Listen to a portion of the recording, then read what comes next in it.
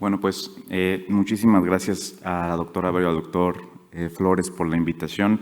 La verdad es que me precio de considerarlos no nada más colegas de primera calidad, sino también amigos. Entonces, estoy muy contento además de ser parte de este evento el día de hoy. Soy Rodolfo Solís y vamos a platicar un poco acerca de, para cerrar este ciclo de charlas, acerca de algo que es muy frecuente, que muy probablemente pacientes y familiares y nosotros mismos podemos identificar de la esclerosis múltiple y que cada vez va tomando más valor y más relevancia a la hora de diagnosticar, evaluar y enfrentarnos a la vida cotidiana, porque son elementos muy determinantes para nuestra calidad de vida. Y me refiero a los cambios cognitivos, esto es la capacidad para llevar a cabo procesos mentales. Estamos hablando de la atención, la memoria, la capacidad para hablar, la capacidad para expresar ideas. Ahorita vamos a verlos brevemente. Y también el aspecto emocional o afectivo, que puede ser un elemento que si no cuidamos puede meternos el pie a la hora de seguir adelante, como decía Antonieta. Entonces, sin más, ¿por qué tenemos cambios cognitivos en la esclerosis múltiple? ¿Por qué como pacientes y por qué como médicos podemos notar estos cambios con mucha frecuencia y no nada más hacia el final, digamos, o después de muchos años de padecer la enfermedad, incluso desde momentos bastante tempranos o arrancando, digamos, o debutando con la enfermedad? Recordemos que es una enfermedad desmielinizante, esto es lo que estamos atacando, lo que se ataca es la integridad de la conexión entre las neuronas gracias a esta pequeña, llamamos vainas de mielina, que es como una especie de cinta de aislar, digamos, que le permiten a las neuronas llevar y traer información de manera rápida y eficaz. Las enfermedades desmielinizantes atacan estas células que hacen estos rollitos, vamos a decir, de protección de las fibras nerviosas, y entonces lo que empieza a suceder es que las diferentes poblaciones neurales que son responsables de que nosotros podamos, como decía Antonieta, tomar decisiones rápidas, entender lo que nos dicen, atender, etcétera, pues entonces se lentifica y la integración de estos procesos empieza a fallar dependiendo de las características del paciente. Entonces, brevemente, sin querer hacer como demasiado detalle técnico, pero que es importante que conozcamos, áreas, por ejemplo, como la corteza prefrontal, esta parte frontal de nuestro cerebro que nos permite tomar decisiones, entender lo que nos están diciendo, monitorear y cambiar nuestro comportamiento a partir de lo que las demandas del ambiente nos piden, pueden tener afectación. El hipocampo, que es una pequeña, son dos pequeñas estructuritas que están muy metidas en la parte temporal de nuestro cerebro y que tiene que ver literalmente con la formación de memorias nuevas y la capacidad para navegar en el espacio, en el ambiente, me refiero, también puede tener algunas afectaciones. Y un área que es importantísima para que, ahorita que Antonieta hablaba de las características perceptuales, en donde las orillas de las cosas, la dimensión de los espacios en donde estamos, la corteza parietal, que es un área posterior de nuestro cerebro, también puede verse afectada por esta cuestión desmielinizante y entonces entran las dificultades perceptuales que le llamamos, ¿no? Además de las alteraciones sensoriales y motoras que todos ustedes conocen y gracias a las pláticas que hemos tenido. Vamos a centrarnos en la parte, como decíamos, más cognitiva y hay que decir que estas lesiones que caracterizan a la esclerosis múltiple y la atrofia o la pérdida, digamos, de tejido neuronal propio de esta situación contribuyen directamente a nuestros problemas cognitivos, como lo decíamos. Y además, esto es bien importante en la esclerosis múltiple y en general en las enfermedades desmielinizantes, porque cada paciente es distinto y dependiendo de la carga lesional y dónde esté localizado, va a darnos cuadros muy diferentes. Además, consideremos que todo nuestro sistema nervioso que nos permite sentir, que nos permite percibir, ver, comprender, hablar, etcétera, todo está cargado de mielina en una gran medida. Entonces, dependiendo de dónde se pierda esta mielina, es que vamos a tener esta sintomatología característica. Si bien no existe un tratamiento farmacológico que quite las alteraciones cognitivas en la esclerosis múltiple, ciertamente todo el tratamiento farmacológico y no farmacológico que se encarga de prevenir las recaídas es un elemento protector. Y vamos a hablar de otros elementos protectores para que veamos qué podemos hacer al respecto. Entonces, hasta el 65% de las personas con esclerosis múltiple tienen algún grado de lo que llamamos deterioro cognitivo, es decir, cambios cognitivos que afectan nuestra capacidad funcional. Podemos identificar, aunque cada paciente es diferente, hay características globales o bastante frecuentes en la mayoría de nuestros pacientes. Por ejemplo, la dificultad para concentrarse, la dificultad para poner atención a algo de manera fija y sostenida durante mucho tiempo, leer un libro, ver una película, mantener una conversación por mucho tiempo. Y esto hablamos de atención y una cosa que llamamos memoria de trabajo, que es la capacidad para retener, por ejemplo, números telefónicos o instrucciones, como decía Antonieta. Te vas derecho, luego a la derecha, luego metes a la izquierda, preguntas ahí, te bajas las escaleras y ya me quedé pues cruzas la puerta, ¿no? Entonces, esta capacidad para retener información en el tiempo y actuar en consecuencia le llamamos memoria de trabajo y suele estar impactada porque depende de las áreas frontales de nuestro cerebro. Los olvidos frecuentes, pues es de lo que más nos encontramos, especialmente a corto plazo, ¿no? Esto, ¿qué tenía que hacer hoy? ¿A dónde quedé de verme con esta persona? ¿Qué hice ayer? ¿Ya me tomé el medicamento? Etcétera. Y esto que es característico, que depende literalmente de la velocidad de conducción de nuestras fibras nerviosas, es la velocidad de procesamiento, la rapidez con la que puedo yo hacer cosas, no nada más a nivel motor, la rapidez con la que puedo pensar. Muchas veces noto como paciente que la velocidad a la que van mis pensamientos se ha disminuido considerablemente. Y también la velocidad a la que puedo tomar decisiones o hacer cosas en mi trabajo también ha sido reducido y por lo tanto tengo que hacer algunas adecuaciones. Problemas para organizar o hacer tareas. ¿Qué tengo que hacer primero? ¿Cómo le hago para llegar rápido a este lugar? Pero primero pasar por los niños o además primero tengo que pasar a la farmacia, etcétera. Esto que nos permite tomar decisiones y aprender de las cosas que vamos haciendo, que llamamos funciones ejecutivas, es literalmente la parte de la cognición o la parte de nuestro cerebro que nos permite como un ejecutivo organizar a todos los demás y dar órdenes, y eso nos permite adaptarnos al ambiente, también suele ser un reto. Y algo que ahorita me voy a permitir tener una diapositiva, porque de hecho lo comentamos con la Fundación Caminemos hace unas semanas en el blog de Neuroscience Health Foundation, que era particularmente una niebla mental, una presencia o un fenómeno en donde estamos y no estamos. Es como si estuviéramos un poquito confundidos o el ambiente estuviera, por decirlo de alguna manera, grisáceo y no estuviéramos totalmente conectados con nuestra experiencia de todos los días. Entonces, estos síntomas pueden aparecer en cualquier etapa, incluso, y esto es bien importante, no necesariamente de la mano de la discapacidad física. Y por eso los psicólogos, los neuropsicólogos, hacemos tanto énfasis en que el paciente sea evaluado también a nivel cognitivo, porque no necesariamente un paciente que está muy bien físicamente también lo está, o es una garantía de que está muy bien cognitivamente. Van de la mano, pero no siempre están correlacionados. Y ahorita vamos a ver cuál es la hipótesis para esto. Decíamos, este fenómeno de la niebla mental, que es esta sensación de lentitud o desconexión mental, no nada más lentitud mental, sino que estoy desconectado con mi ambiente, dificultad para mantener la atención incluso en tareas simples, o problemas para encontrar palabras o seguir una conversación de manera continua. Fíjense cómo parece que tiene una mezcla esta sensación de niebla mental de diferentes procesos que son importantes para nuestro desenvolvimiento. La atención, la memoria de trabajo, la capacidad de concentración, incluso la percepción parece que está un poquito cambiada. Punto muy importante, parece que aumenta o incrementa su dificultad con fatiga.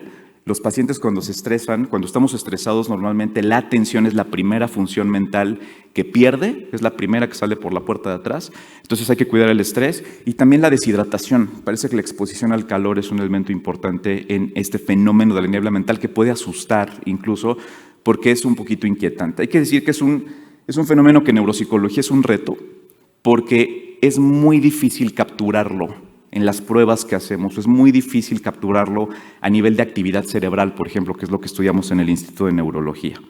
Pero es un elemento que tenemos que atender definitivamente.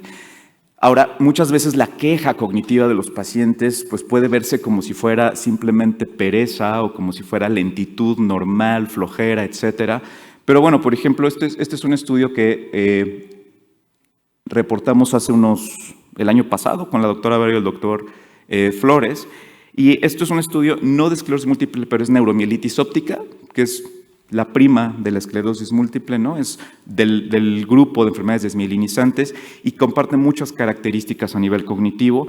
Solamente voy a ver, esta sombra gris representa lo esperado para la edad y la escolaridad de las personas. Y esta raya negra refleja el perfil, digamos, cognitivo de las personas. Lo que vemos aquí en el eje de las X son unas claves que no son importantes. Solamente quiero llamar su atención sobre esta caída, digamos, del perfil que tiene asterisquitos rojos y que son justo, es una caída de pruebas que tienen que ver con memoria de trabajo, esta capacidad de mantener información en línea, generar palabras, la fluidez verbal que le llamamos, les pedimos a los pacientes que nos digan animales en un minuto y característicamente esta capacidad de producir rápidamente está un poquito más baja y también la posibilidad de atender. Los ponemos a hacer pruebas en donde tienen que estar poniendo símbolos o tachando cosas y también vemos que esta velocidad de procesamiento suele estar un poquito impactada. Entonces, la idea es que esto puede ser tan importante como las alteraciones sensoriales y motoras y puede contar tanto como estas alteraciones prototípicamente neurológicas en la calidad de vida. Por otra parte, hay que decir que hay que cuidarlas y tenemos que prevenirlas o tenemos que trabajarlas. Porque como podemos ver aquí, en la escala de las X es la escala EDSS, es una escala que utilizamos muchísimo en los estudios de esclerosis múltiple que tienen que ver con la discapacidad, el grado de discapacidad que los pacientes tienen. Y lo que podemos ver es que mientras más discapacidad, también podemos ver un declive de los procesos cognitivos. Es decir, hay una interrelación con mucha frecuencia entre qué tanta discapacidad física y sensorial tenemos y capacidad cognitiva, aunque debemos decir que esto no siempre se cumple. Y por eso hay que verlas de manera paralela ambas, ¿no? Este es otro estudio que también hicimos, no voy a ahondar demasiado, pero nosotros nos gusta mucho en el Instituto de Neurología estudiar la actividad cerebral de las personas de manera no invasiva, porque queremos saber si la actividad cerebral, las respuestas de nuestro cerebro, pueden darnos indicadores de que estamos en riesgo de padecer una enfermedad neurológica o si ya la padecemos, si estos indicadores cerebrales nos pueden decir algo más de cómo va a estar esta enfermedad o cómo va a avanzar, etc. Y lo que hicimos básicamente fue poner a pacientes con esclerosis múltiple a apostar en la computadora, ¿no? Básicamente les poníamos carta y les poníamos a tomar riesgos y les dábamos dinero y premios en función de lo que iban ganando. ¿Por qué hicimos esto? Porque sabemos que las personas con, una de las características de los que se quejan los pacientes con esclerosis es que su toma de decisiones ya no es tan buena como antes. Y pueden a veces tomar decisiones que pueden ser riesgosas o no benéficas. Algunos pacientes en la charla que tuvimos en línea hace unas semanas me decían, es que yo siento que luego me hacen menso, ¿no? O sea, como que tomo decisiones y no me salen bien. Entonces quisimos explorarlo a nivel cerebral y pues encontramos que efectivamente, fíjense cómo aquí hay diferentes rayitas, la línea negra continua, la línea punteada y la línea, digamos, más rayadita, son diferentes respuestas cerebrales que las personas que no tenían esclerosis múltiple tenían dependiendo de qué les decíamos que habían obtenido cuando estaban apostando como en el jack, ¿no? Y entonces les decíamos, ¿ganaste, perdiste o no ganaste nada? Y lo que encontramos es que hay una onda que se llama P300 que produce nuestro cerebro en las áreas posteriores, pues variaba dependiendo de qué obteníamos. Las personas con esclerosis múltiple de nuestro estudio no tenían una diferencia clara entre ganar y perder. Entonces, como que pareciera que los resultados del comportamiento no estaban totalmente clarificados. Esto es solo para englobar la idea de que la esclerosis múltiple impacta efectivamente nuestra toma. No es solo un invento, no es solo una percepción. De verdad hay que cuidar la toma de decisiones porque sí está impactada y sí tenemos que evaluarla y aplicarnos para corregirla. Entonces, ahora hay una buena noticia en todo esto, y es que hay un concepto que llamamos reserva cognitiva. ¿Qué es esto? Es una especie de protector cerebral que es el resultado de hacer cosas nuevas, aprender cosas todos los días, estudiar, el ejercicio físico, es decir, el entrenamiento, poner a trabajar nuestro cerebro de muchas maneras, promueve esta resistencia al deterioro cognitivo, le llamamos reserva cognitiva. ¿Cómo podemos saber si tenemos reserva cognitiva? La reserva pasiva, por ejemplo, es el resultado de haber tenido educación formal, leer, tener actividades, digamos, vamos a decir, estimulantes y entretenidas, pero que además nos reten. E incluso los ámbitos sociales, ahorita que Antonieta hablaba de la fundación y esta posibilidad de conectarnos, parece que promueve la reserva cognitiva, no lo digo yo, ya hay investigación formal al respecto. Los vínculos sociales y tener conversaciones y amigos que compartan nuestras características clínicas o no clínicas, parece que es una muy buena idea. Más reserva activa, que sería ponerme a trabajar a mi cerebro, en diferentes cosas: lectura, escritura, música, aprender cosas nuevas. Lo que hemos encontrado, o lo que se ha reportado, es que mayores niveles de reserva cognitiva resulta que en pacientes con esclerosis múltiple, esto no en otras enfermedades, sino en esclerosis múltiple, aumentan o mejoran o preservan mejor el volumen del hipocampo, que decíamos que es esa estructura que nos permite hacer memorias nuevas, y tienen un efecto muy bueno en tareas de concentración. Ahora, ¿qué más podemos hacer al respecto de manera informal y también de manera formal? De manera formal, lo ideal es contar con el apoyo, así como hay un neurólogo, un psiquiatra que nos apoya, un neuropsicólogo que puede estar de nuestra mano para llevar a cabo ejercicios guiados, que llamamos rehabilitación neuropsicológica, de manera cognitiva basada en nuestro propio perfil neuropsicológico. Estrategias de apoyo práctico diario, que ya habíamos comentado en otros espacios: usar agendas, alarmas o aplicaciones que me permitan mantener mi atención y mi concentración. Algo que es importante decir, dado que la atención es algo que se afecta con cierta frecuencia, siempre le digo a mis pacientes: acuérdense que la atención no se multiplica, solo se divide. Entonces, lo mejor sería no tratar de ser un multitasking, ¿no? Esto de hacer muchas cosas al mismo tiempo. Es mucho más conveniente dedicarnos a una sola cosa y hasta que no se acabe, pasar a la siguiente, ¿no? Estilo de vida saludable que ya conocemos: dormir bien. El estrés es importantísimo, aprender a regularlo a través del ejercicio, la meditación, el humor y la distracción, y hacer pausas frecuentes. Esto es importante. A veces nos obligamos a tener el mismo rendimiento y la misma velocidad de antes, y la verdad es que más vale adaptarnos nosotros a esta característica para mantener la calidad de vida, ¿no? Algo que es importantísimo, y siempre digo a mis pacientes: yo sé que yo le caigo bien, ¿no? Pero si usted me quiere ver más seguido aquí en el consultorio porque tengamos más dificultades cognitivas, aíslese. Es decir, no hable con nadie, pregúntese mucho por qué a usted, abandone a su familia y a sus amigos, deje de hacer cosas que le gustan. Eso le garantizo que lo va a traer más seguido aquí conmigo, vamos a tener más dificultades emocionales, más problemas cognitivos. Entonces, el mensaje es exactamente lo opuesto. Los vínculos sociales, mantener las actividades que disfrutamos, seguir aprendiendo cosas, es el factor protector. Eso, si le sumemos ejercicio físico, puede ser tremendamente benéfico para todos, ¿no? Para los cuidadores, para personas que viven con personas con esclerosis, de nuevo, la red social, la red familiar es importantísima, y desde luego participar y ser pacientes en la cuestión de la estimulación cognitiva y en los retos que tiene el paciente en el día a día, ¿no? Ahora, para terminar, vamos a hablar ya muy brevemente de las cuestiones afectivas. Además de esto más frío, digamos, que le damos capacidades cognitivas, tenemos el aspecto emocional. Recibir el diagnóstico, enfrentarnos a estos retos que representa la esclerosis múltiple, naturalmente puede producir una respuesta afectiva que no es sencilla. Y estamos hablando de la tristeza y eventualmente de la depresión. Pero es algo que necesitamos identificar tanto nosotros como clínicos, como ustedes como pacientes, porque esto resulta ser un elemento fundamental para la calidad de vida y el pronóstico de nuestros pacientes. Alrededor del 30% de los pacientes con esclerosis presentan algún grado de depresión y ansiedad también. El miedo, el estrés, las anticipaciones de cosas malas que puedan pasar, la preocupación constante, tener siempre en la cabeza algo que nos angustia, puede ser característica de un trastorno de ansiedad y está cerca del 22% de los pacientes. ¿Por qué es importante que nosotros como clínicos y ustedes como pacientes o familiares identifiquemos estas dos características? Porque cuando están presentes puede verse un agravamiento de los propios síntomas neurológicos de la esclerosis. Esto puede provocar que aumentemos la cantidad de medicamentos que necesitemos y que el manejo de la enfermedad no sea tan bueno. Esto sí, el aspecto emocional históricamente lo hemos dejado atrás, pero la verdad es que cada vez sabemos que la depresión en cualquier persona puede impactar la posibilidad de mantener mi empleo, por ejemplo, o de seguir llevando una vida como yo la quiero, ¿no? También la adherencia al tratamiento. Los pacientes que están deprimidos tienden a abandonar más fácilmente y ser menos constantes en su propio tratamiento, que, como todos sabemos, en esclerosis múltiple es fundamental.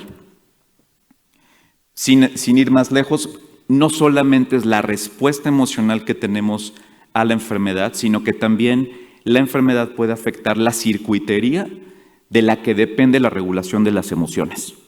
Por ejemplo, la capacidad para regularnos emocionalmente depende de que algunas áreas, como las áreas frontales, inhiban o se conecten eficazmente con otras áreas que tienen que ver con las emociones, como el sistema límbico. Si estas áreas se desconectan, puede haber una afectación en la regulación de las emociones. Y también áreas como el hipocampo, que ya lo habíamos hablado, que tienen que ver con la respuesta de memoria, también, y junto con la amígdala, que es una especie de almendrita, tiene que ver con la regulación de las emociones, especialmente las negativas, y si hay una desconexión, las emociones negativas pueden ser mucho más impactantes. ¿Qué hacemos entonces? Tenemos varias guías y varias pistas de lo que nos puede ayudar. Sabemos que cuando estamos con nuestro neurólogo, nuestro psiquiatra o nuestro terapeuta hablando de esto, el tratamiento efectivo mejora y puede mejorar la calidad de vida, la adherencia a nuestro tratamiento y el funcionamiento diario. Dos enfoques actuales que están teniendo cada vez más evidencia son los farmacológicos, es decir, la prescripción de antidepresivos y ansiolíticos que cada neurólogo o cada psiquiatra prescribirá en función de las características del paciente, y no farmacológicas, asistir a terapia. Particularmente una que tiene mucha evidencia de eficacia es la cognitivo-conductual, y otra que podemos hacer sin prescripción, desde luego, es el ejercicio físico, ¿no? Finalmente, solamente lo que nos queda a nosotros también como clínicos, los desafíos que tenemos con la esclerosis múltiple es que, y ahí nos pueden ayudar mucho, es que está subdiagnosticada porque no la preguntamos si ustedes no las expresan. Entonces, tenemos que hablar de esto en la consulta. Pónganlo como un elemento que tiene que ser considerado. Tenemos que ser más atentos a entablar este diálogo para tener un estándar de atención clara, y por otro lado tenemos el gran reto de qué nos puede ayudar para el manejo de la ansiedad. Pero mientras, sigamos trabajando en conjunto. Eso es todo por mi parte. Muchas gracias.